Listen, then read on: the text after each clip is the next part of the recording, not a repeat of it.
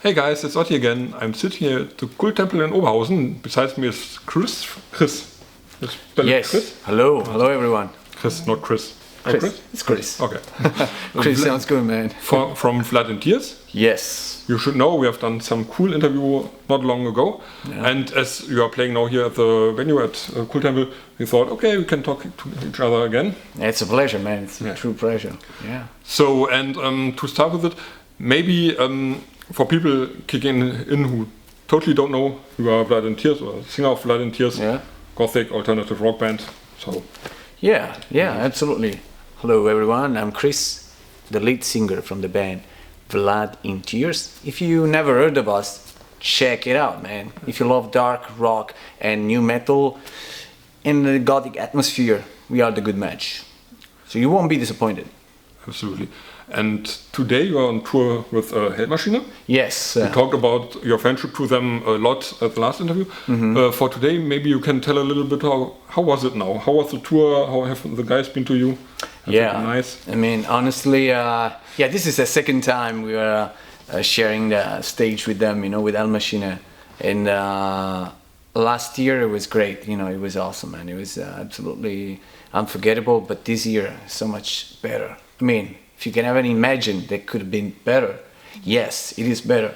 Like, we got a bigger crowd and much more fun, and also sharing so many dates. Actually, it's been like 2 weeks, right? And it's been very tiring, I want to be honest. a lot of travel and a lot of screams, and always being late at night, going to sleep. I mean, I didn't party, honestly, I'm the good one, actually. I know it's weird, I'm the singer, but actually at the end of the show, each show, I was the one driving everyone home. Okay. To the hotel, the home, let's call it home, The home for today. The home for, And so it was actually a little weird driving around with everyone kind of partying in the party mood but me, so there was it was a new experience, if you want to call it. And I mean, with the guys with HELDMASCHINE, it is awesome because I love those guys, man. They are great. They're great musicians, great human beings, and they love us, we love them. It just works. It works out. So no complaints so far. We saw some places we already been before. We played like here at Kulttempel. We played here like some years ago at this festival called Benefits for Kids. And we also had our European tour like back in, I don't remember, it's so forever ago. We also played here at our headliner show. And it was at our headliner tour. It was really good, man. I love the place, I love the crew, and the atmosphere is awesome. And so far, I want to say it's been this tour has been the best tour we ever had. Yeah. And for tonight, I think it's the biggest show with at least 500 people, maybe more. Yeah, maybe more. I mean, so far the biggest was Cologne. It was unbelievable, and tonight probably we're gonna top that. So it's gonna be more. So you're still excited before the show? Yeah, I mean, excited, yes. I really want to play, honestly. There's a lot of waiting, and a lot of driving, which is, I mean, for me it's a good time to catch some reading, and I keep reading during the travel when I don't have to drive at night, because during the day I don't drive, my brother drives and Melanie also drives, but at night I'm the one.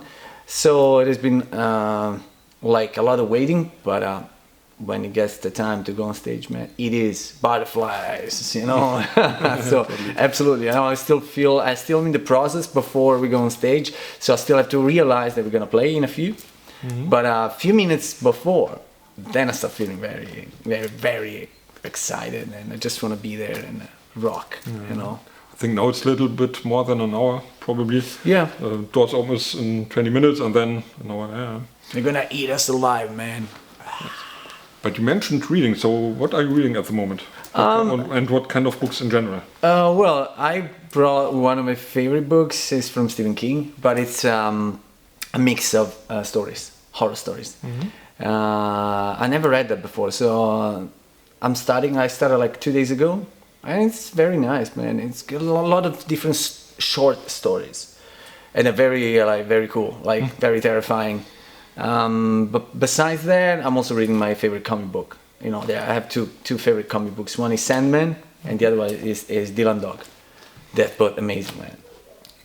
So you're a comic guy as well? Yeah, absolutely. Some nerd. Yeah, I'm a big nerd, man. I'm a big nerd, you know. Video games, comic books, that's my mojo. So maybe we should do another talk about this for long. Yeah. For tonight we don't have that much time because show is coming. Yeah. But we can do a little bit about this. Absolutely. And we'll do some long talk about nerd stuff like gaming and stuff. Sure, we play. That's planned now. But back to the moment. I wanted to ask you the story behind your vampire teeth. Yeah. Maybe you can tell us. It's funny. I always wanted to have them. But when I was still in Italy, I went to my dentist and I asked her if she could make them. She was laughing. She was mocking. Like she was like, first reaction was, "Are you insane, man? This is ugly. What would you do, man? What your parents would say?" I mean, I was very young back then, but still, what my parents would say, it is my face, you know.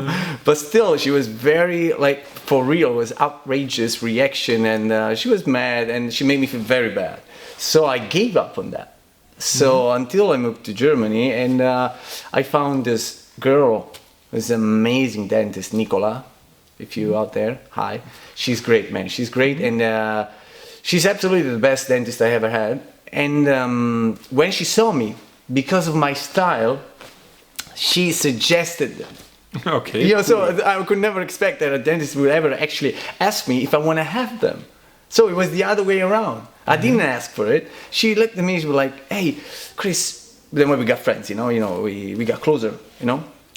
She was like, "You know, I was thinking, how would you feel to try the vampire teeth?" I was like, "Really? Are you willing to do that?" Like, absolutely. I think it would look great on you. I can really see that. I was like, "Yeah, man. You know, it's always been my dream. You know, one of my dreams." And so she tried, and we had like 2-3 trials. The first one was like very long. And it was funny because I loved them, she loved them, but I couldn't close my mouth. Oh, so I remember when it was terrible. I was driving back home with an electric scooter, and I was like driving this way but my teeth were so long. I was like, "Oh Jesus Christ, whatever." Flies in the mouth. Yeah, maybe I ate a couple. And I was back home and I texted her like, "Hey, look, I believe they're too long." It was like, "I'm sure they're too long. I saw the way you were looking at me when you were leaving the office, but come back tomorrow." So then I was back at her office, and she was like working on that, and she made it like too short.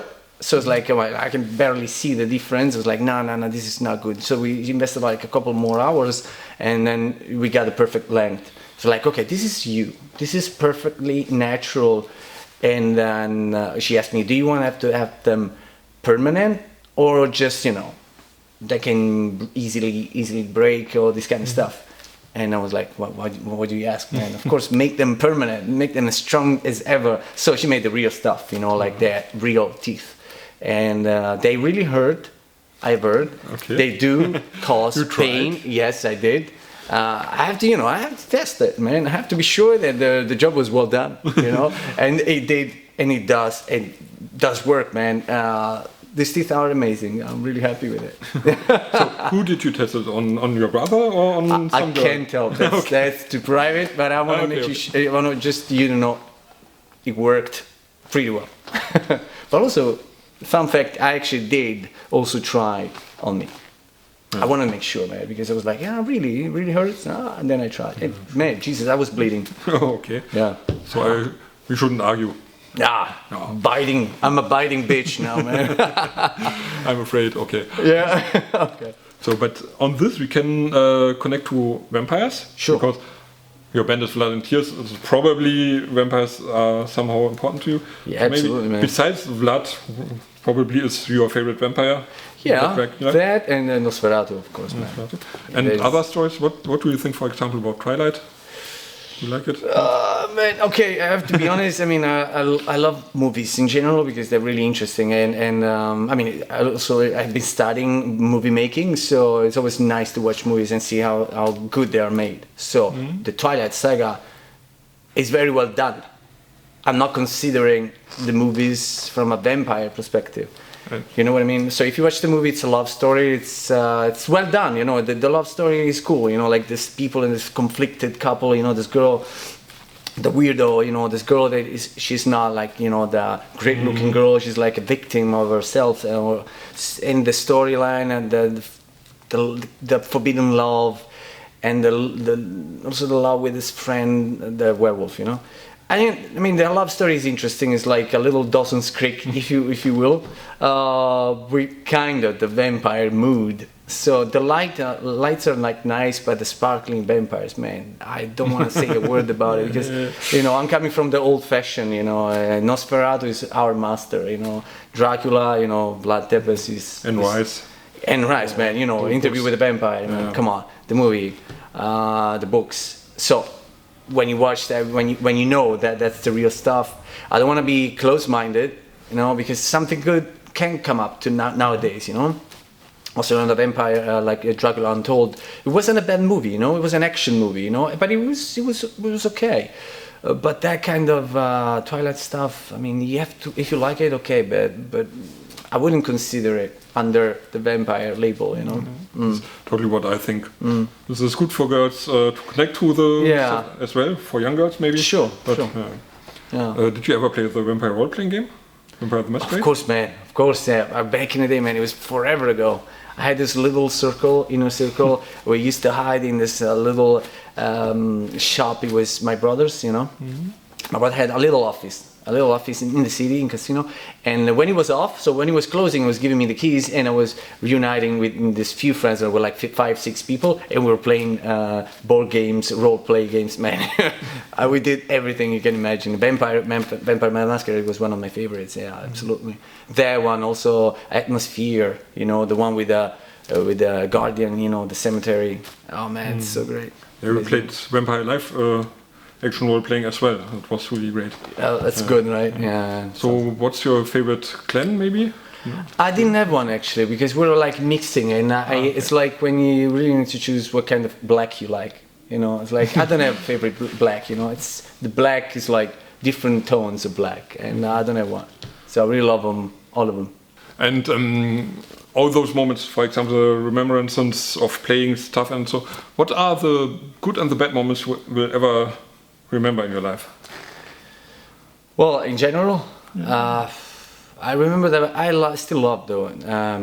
I remember being all by myself, you know. I have really the best memories of me being all by myself and walking around, you know, walking down the city, also through the woods, and I always felt like it still feels very liberating for me because I talk to myself a lot. And I'm also like overthinking. That's true. When I'm all alone, also like during these days, you know, when I'm home after the show, when I'm in the hotel rooms at home, I tend to overthink everything that happens around me. I'm very highly sensitive, so whatever happens, I kind of absorb it. So I'm a little sponge, in a good, in a bad way. That means there are also the small, beautiful things that happen around me stay with me forever. They are not maybe my memories, but I make them mine, you know what I mean? Because I see like a little detail of a couple smiling, for example, and maybe I'm the only one noticing that. And it stays with me forever. I got this picture in my head and I think about it like, wow, that was such a sweet smile, you know, that. Or a friend huggy and this kind of stuff. And when I'm all alone by myself and I walk and I think, I remember all this stuff, and I have really amazing memories of throughout my years, you know, in my life, doing this so much, and I still do less than before because I'm more busy. But when I was in Italy as well, I also had to be all by myself, you know, because it wasn't that easy to be surrounded by friends back then. I had this little circle of nerds like me, and I was the freak one. I was the king of freaks, you know, because I was like the most eccentric one. But those friends loved me a lot, you know. So, well, lately I watched the TV show Stranger Things, you know, and I haven't watched the 4th season, you know. I didn't. So I really wanted to watch it because I didn't have time. So I've been watching it the last few days. And I saw this character, Eddie, and I really saw myself into this guy, you know, because he was, you know, a loner, you know, he was kind of a freak, keeping all the other nerds and freaks together. that kind of reminded me when I was younger, and also in Italy, having this little group of people, and those are really nice memories. They are some of the best, gathering around and talking about our dreams, our nightmares, all the ghost stories. I'm a big sucker for ghost stories, and I used to walk around in the empty places and go exploring them, for real, man. In Italy, I used to drive my car and see an empty house, like abandoned, not like empty, nobody was there at the moment. It was really empty, like abandoned, and I used to pull over and try to explore the house, looking for ghosts. Yeah, and sometimes, man, I had crazy experiences. I've been crazy for esotericism and dark stuff. I've been reading a lot of books. Also, I've been actually practicing dark arts for a long period in my life, and it is dangerous stuff, guys. You should never play with that with a light heart. You should be aware that some of that stuff is for real, and can definitely put you in danger. I mean, I've been lucky, but also I had really heavy experiences in my life that changed me completely. Those are really cool memories, but I don't know if to call them, if I should say they're really amazing memories, or let's say they're very intense memories, that I was... I understand what you mean, yeah. Yeah, reading these books, practicing, with Ouija board, calling out the spirits, making seance, and I did a lot of them.